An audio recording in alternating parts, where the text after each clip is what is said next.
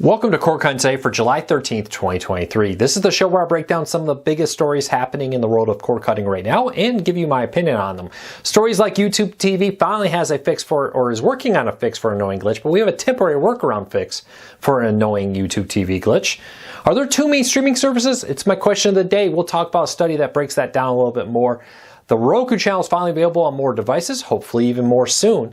These stories and more coming up in a quick minute. First, do me a big favor, check out the show notes down below and in the first pinned comment to a link for each one of these stories if you want to read more about them and come up with your own opinion. I'd love to hear from you. Link in the show notes down below and in the first pinned comment. Also, if you've been here for a while, do me a favor, help me grow, help me support my family, hit that subscribe button, hit that thumbs up. Let YouTube know you enjoy what we do here so YouTube recommends our videos to more people, helping us grow, helping us support our families, and more. And hopefully helping you break free from the high cost of cable TV. And lastly, one new thing. Hey, did you know we have a daily newsletter that goes out every day of the week, weekends, Monday through Friday, everything, holidays, and more? It breaks down everything happening in the world of cord cutting and has a lot more stories than the stories I talk about here.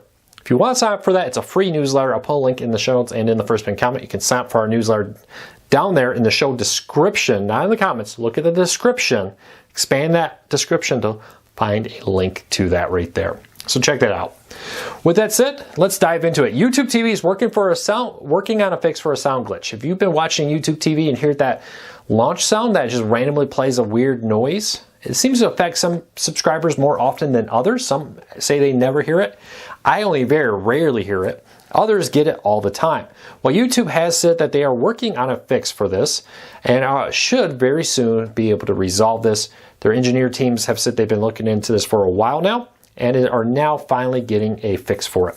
Now, there is a workaround. Many people have reported that as soon as they start a stream, if they pause it and then restart the stream, so you start watching something, hit pause, hit play, it seems to stop that annoying sound glitch from happening until you change channels. Each time you change channels, you need to pause it, hit play real quick to avoid it. It's a bit of a workaround for now, but YouTube TV says they are aware of the issue. Their engineers are investigating it, trying to track down what's happening with it. But hang in there. Hopefully it'll be fixed soon. And in the grand scheme of things, if that's the worst thing that happens today, I think we're all doing pretty well. Now here's a big question that we get a lot. Are there too many streaming services out there? I've said for a long time that not all these services will survive. That at some point we're going to see them combine, which we've already started seeing with Showtime and Paramount Plus, Max combining Discovery Plus and HBO Max, and more. I expect that to become more and more prominent.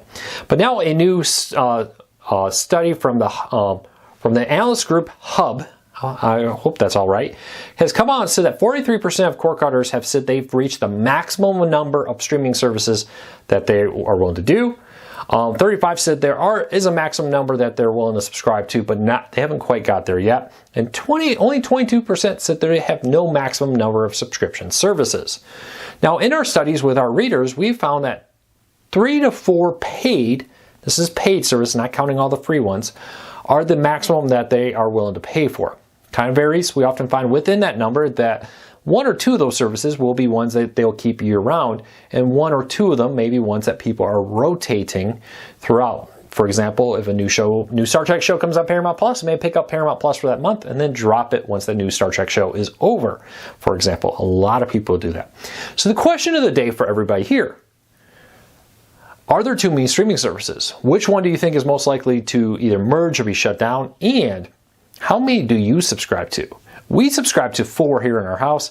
It's mostly because my daughter really wanted to get a bunch of anime shows. We picked up recently, went from 3 to 4 for her to be able to watch her anime shows in exchange for her doing some extra chores around the house to pay for it. But I want to know from you, how many do you subscribe to? And now let's just look at TV services, not counting music services and more. That can really rack that up more. But leave me a comment, let me know. Good news for Google TV and Android TV owners. In our next story up, the Roku channel is now officially available. Don't need to Chromecast it or anything more. To Google TV and Android TV devices. Google TV and Android TV owners now have the ability to access over 350 live programs. Over 80,000 movies and television episodes are now available through their Go into the Google Play Store. You can search for the Roku channel. I've heard some reports that the NVIDIA Shield it's not showing up for.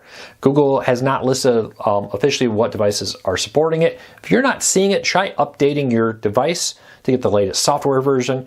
But I do know on the Google Chromecast, the one where On Player and more, it has shown up with that. But leave me a comment. Does it show up on your NVIDIA Shield? If not, let me know once you update it. But great news here. Now, hopefully they'll come to the Apple TV soon. That'll be the last of the major streaming players out there that don't support the Roku channel. Now, you can download it to your iOS device, an iPhone, iPad, and then AirPlay it, Aircast it, whatever it's called, to your TV. I just completely blanked out on that. But check it out. Link in the show notes down below and in the first pinned comment. All right, cable TV subscribers, and some cord cutters are going to be impacted by this, but it really affects more cable subscribers. The Fox has announced that they're shutting down the Fox Now app, and if you're looking for an external app to watch primetime Fox shows on demand as part of your cable TV subscription, or maybe even your streaming service, without having to pay additional money, you may be out of luck. Now, the Fox Now app is being replaced by a host of other apps. If you want sports, you can go to the Fox Sports app. If you want news, the Fox News Live app, you can log in there and watch your Fox News that way, if you so choose. I know that's a divisive topic. Local news is now available through the Fox News Local app and Tubi. You can watch local news for free through both of those, but just local news and local programming, not prime time. And you can still watch Fox primetime content by logging into the Fox.com website with your cable provider, but you will no longer be able to find an app on your TV to do that. Now, I know some people still have it. It's rolling out this across different devices to shut it down. But what's happening here is basically cable companies now have their own apps that allow customers, for the most part, to access this content through the cable provider app, or if you're a cord cutter, through the YouTube TV app, Sling app, etc. Now, this will negatively affect many, especially smaller cable providers who may not have their own app. But it's definitely a sign of the time, and I expect more cable or cable networks to do this. Why have that TV Anywhere app? 10 years ago, that was the only way to watch Fox content outside of your home through your cable subscription. Well, now you have the Xfinity app and so many others to access this content. Why is Fox paying to develop this app, which is now kind of redundant? Though, you know, one thing I don't like is they are saying if you want primetime content, go subscribe to Hulu. So the one downside is a lot of these apps included a lot of free content in addition to being able to log in there. That's going away. ABC's been putting a lot more free content on there, but again, for how long? How long do they say just go to Hulu? You know, we own both with that. We'll see. But bad news for cable subscribers from small companies who may not have their own proprietary cable app. Well, I don't think there's too many of those left out there. All right, news of Bally Sports. Bally Sports may lose 2 new baseball teams in the next week, and Major League Baseball says they may try to take away the Twins next year from Bally Sports as their contract ends at the end of this year. Bally Sports has until the 15th this weekend to pay the Reds, and they have until a July 17th, next Monday, hearing to figure out what's happening with the Diamondbacks.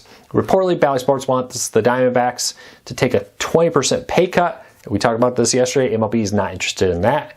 Now MLB is coming in and saying, hey, the Twins contract is up at the end of the season. We may just be interested in taking that in-house, distributing it in-house to different cable providers and more, and basically being our own RSN without needing to have a middleman of Bally Sports. Pay attention to that, because Major League Baseball has the right to approve contracts. They could very well just say, we don't care what the contract Bally Sports is offering. We want to take all of our teams back in-house. Allows us to stream it in-market through our MLB.TV app. Allows us to make our own TV deals and basically cut out the middleman of cable TV. I've talked about this in the past. I said, how long is it until a major sports company just goes direct and offers it themselves? Well, the Padres they talked about was already an example of how they were able to license it to DirecTV, DirecTV Stream, Fubo, other cable providers to offer it in market, stream it online, and more. We'll see how this all plays out, but going to be interesting here. It's going to be interesting to see how MLB moves this. Are they really going to just start saying, hey, no more middleman, no more RSNs, we're taking all this back in? Maybe. They may have the power to do that. We'll see. All right, new research says that of for all the popularity of live TV streaming services like YouTube TV, Sling TV, and more, and for all the talk that these were going to be the savior of the cable industry, as people canceled Comcast, they would just go get YouTube TV and we would get our money that way. Only 6% of all streaming is through a live TV streaming service like YouTube TV, Sling TV, Hulu, Fubo, and more. That's not a lot. I've said this for a long time. Increasingly, cord cutters are saying on-demand content's all I want. If I'm not a sports fan, why do I care about live TV? Why am I paying $70+ a month if I'm not a sports fan when I can go into Tubi, Disney Plus, Hulu on demand, and more, and get all the same content through Max and other Peacock and so many places for a fraction of the cost. Plus, if you get an antenna, there's even more content with local content there. So does it surprise you that according to this research, let me get the company who did it, Horwitz Research Group, Horwitz, link in the show notes if you want to read the whole report, but they say just 6% of all streaming services traffic is subscribed to a live TV streaming service or coming from a live TV streaming service. We'll see how it plays out.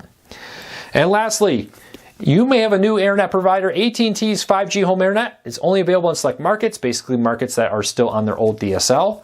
But they now have it available for signups. You can check out our story down below. I hear a lot of people still say they don't have internet options where you live. I bet you do if you do your research. T-Mobile, Verizon, now AT&T 5G home internet, fixed wireless, Starlink, coming in about a year and a half, Amazon home internet. There's an increasing number of internet options out there for cord cutters. Check out our story down there. There's a link to go check out AT&T's website to see if you can sign up for their service right now and find out pricing and more. Well, that's it for today. I hope you have a fantastic Thursday. I will see you all again here tomorrow on Friday. If you're taking a long weekend, have a good one. Otherwise, I'll be here Friday and this weekend. Take care, everybody. See you real soon.